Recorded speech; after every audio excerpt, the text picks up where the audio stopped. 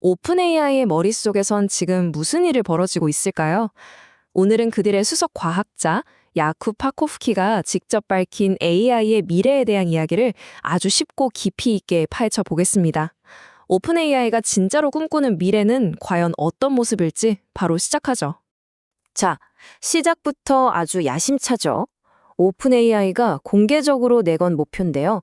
2026년까지는 연구를 돕는 인턴 수준의 AI를, 그리고 불과 1년 반 뒤인 2028년 초에는 완전히 스스로 연구를 수행하는 AI를 만들겠다는 겁니다. 이건 그냥 기술 개발 계획이 아니에요. AI를 도구에서 동료로 만들겠다는 뭐랄까 일종의 선언 같은 거죠. 그럼 이 거대한 목표를 향한 첫 걸음은 뭘까요? 바로 AI 연구 인턴이라는 개념입니다. 이걸 어떻게 만들고 있는지, 그리고 우리가 정말 제대로 된 방향으로 가고 있다는 걸 어떤 신호들을 통해 알 수 있는지 지금부터 한번 자세히 들여다보겠습니다. 여기서 진짜 주목해야 할 점은 이게 그냥 이론상의 이야기가 아니라는 거예요. 실제로 눈에 보이는 결과물들이 나오고 있거든요. 코딩 능력은 말할 것도 없고요. 이제는 세계적인 수학 경시대회 수준의 문제까지 풀어내고 있습니다.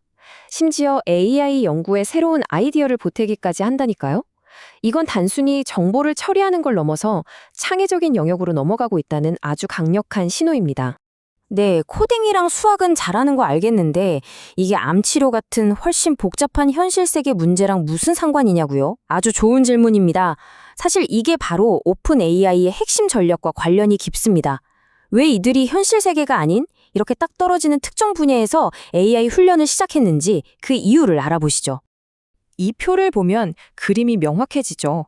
수학이나 코딩은 정답이 딱 정해져 있는 아주 깔끔한 세계입니다.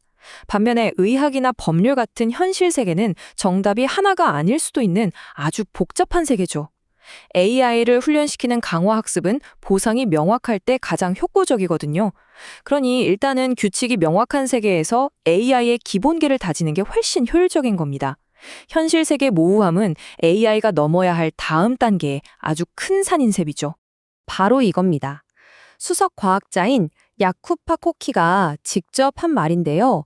비유하자면 수학은 AI의 추론 근육을 키우기 위한 완벽한 헬스장이었던 거예요. 규칙은 명확한데 난이도는 거의 무한대로 조절할 수 있으니 AI의 지능 자체를 단련하고 측정하기에 이보다 더 좋은 기준점은 없었던 거죠.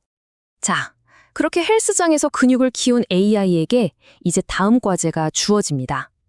바로 일반화라는 건데요. 특정 문제만 잘 푸는 단거리 선수가 아니라 어떤 복잡하고 긴 문제든 해결할 수 있는 마라토너로 만드는 과정이라고 생각하시면 됩니다. 이게 바로 범용인공지능, AGI로 가는 길목에 놓인 가장 큰 장애물 중 하나입니다. 여기서 우리는 아주 근본적인 질문에 부딪힙니다. 짧은 명령에 답하는 건 이제 곧잘 하는데 며칠 혹은 몇 주가 걸리는 거대한 프로젝트를 꾸준히 수행하게 하려면 대체 어떻게 해야 할까요? 이건 완전히 다른 차원의 문제입니다. 여기서 핵심은 바로 중간평가 능력입니다.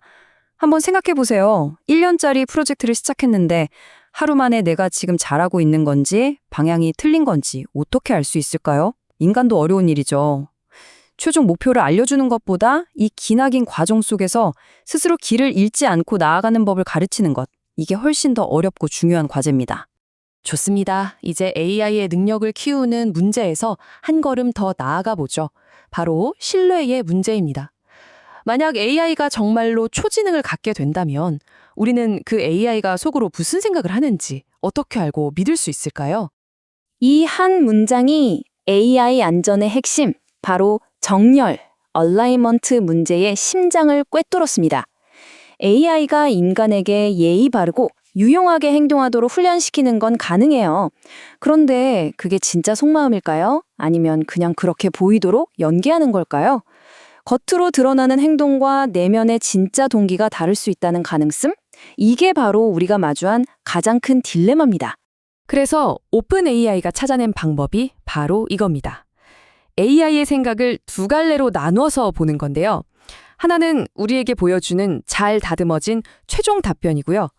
다른 하나는 그 답변을 내놓기까지의 날 것 그대로의 생각 과정, 즉 사고의 연쇄입니다.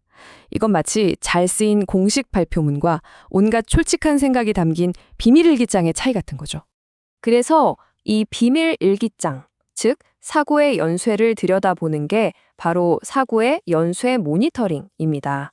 이걸 통해서 AI가 예측 불가능한 새로운 상황에 맞닥뜨렸을 때 어떤 가치관을 바탕으로 판단을 내릴지 미리 엿볼 수 있는 거죠. 문제가 터지기 전에 그 근본적인 동기를 파악하는 아주 중요한 안전장치라고 할 수 있습니다. 그런데 여기서 절대적으로 중요한 원칙이 하나 있습니다. 이 사적인 공간, 즉 사고의 연쇄는 절대로 감독하거나 훈련시켜서는 안 된다는 겁니다. 만약 우리가 네 생각의 과정이 마음에 안 드니 이렇게 고쳐봐 라고 가르치기 시작하면 어떻게 될까요? AI는 그 생각마저도 우리 입맛에 맞게 꾸며낼 겁니다. 그렇게 되면 우리는 AI의 진짜 속마음을 들여다볼 수 있는 이 유일한 창문을 영원히 잃게 되는 거죠. 자, 그럼 잠시 한 발 물러서서 더 큰 그림을 한번 보겠습니다. 이렇게 똑똑한 AI가 우리 옆에 있는 조수를 넘어 동료가 되는 세상은 과연 어떤 모습일까요? 우리 사회는 어떤 변화를 맞이하게 될까요? 이 말 한마디가 앞으로 우리가 겪게 될 일을 정말 생생하게 보여줍니다. 파쿠키가 자기 박사과정 때 연구했던 어려운 문제를 AI가 단 1시간 만에 풀어내는 걸 보고 이런 말을 했는데요. 내가 몇 줄을 끙끙 알아도 겨우 나올까 말까 한 아이디어를 AI가 순식간에 내놓는 걸 본다면 정말 이상한 기분이 들 것 같지 않으세요? 바로 이런 경험들이 우리에게 근본적인 질문들을 던지게 만듭니다. 의사, 변호사, 과학자 같은 전문직의 지적 노동 대부분이 자동화된다면 인간은 무엇을 해야 할까요? 이런 강력한 기술을 가진 소수에게 부와 권력이 쏠리는 현상은 어떻게 막을 수 있을까요? 이건 더 이상 기술만의 문제가 아니라 우리 사회 전체가 함께 풀어야 할 숙제입니다. 특히 자동화된 회사라는 개념은 좀 섬뜩하기까지 합니다. 단 몇 명이서 AI를 이용해 어마어마한 부와 영향력을 가진 회사를 운영하는 세상을 상상해 보세요. 이건 기존의 경제 질서나 사회 구조를 완전히 뒤흔들 수 있는 엄청난 파급력을 가진 개념이죠. 그래서 마지막으로 이 질문을 여러분께 던지면서 마무리하고 싶습니다. 뛰어난 아이디어나 지식이 AI 덕분에 넘쳐나는 세상이 온다면 그때 인간에게 가장 필요한 능력, 가장 가치 있는 기술은 과연 무엇일까요? 이 질문에 대한 답을 찾는 과정이 아마 우리 모두의 미래가 될 겁니다.